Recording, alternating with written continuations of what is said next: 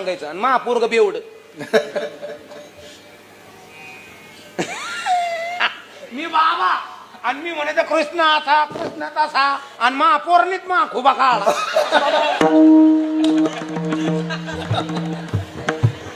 काय मला काय काढी लाविता का? मी इथल्या पुरी सांगायचं पुरी हो चांगलं शिका, काही लफडी लुफडे करू नका. आणि माझ्या पुरीच पळून गेल्या आणि तेरे भिंजिया नाही लागे मेरा राजा. काय घेऊन बसला मला काय ऐका बरं ऐकणारे मग मायापेक्षा मूर्ख नालाय का मग तुम्ही तशा आम्ही नीट बसा मामी.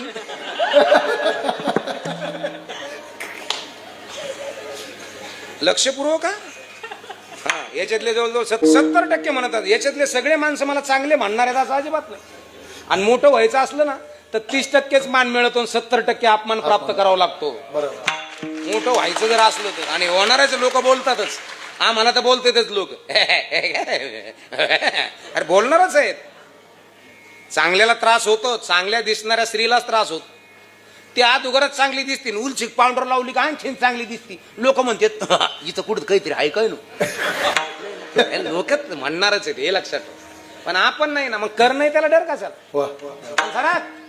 आणि म्हणून जगत असताना तुम्ही किती विचारानं स्मार्ट आहात, तुम्ही किती आचरणानं शुद्ध आहात. तुमच्या घरामध्ये येणारा कृष्ण आहे, तुमच्या घरामध्ये येणारा राम आहे, तुमच्या घरामध्ये येणारी यशोदा आहे, तुमच्या घरामध्ये येणारी झाशीची राणी आहे, तुमच्या घरामध्ये येणारी अहिल्या देवी आहे, तुमच्या घरामध्ये येणारी क्रांतिज्योती सावित्रीबाई आहे, तुमच्या घरामध्ये येणारी आंबेडकराची रमा आहे.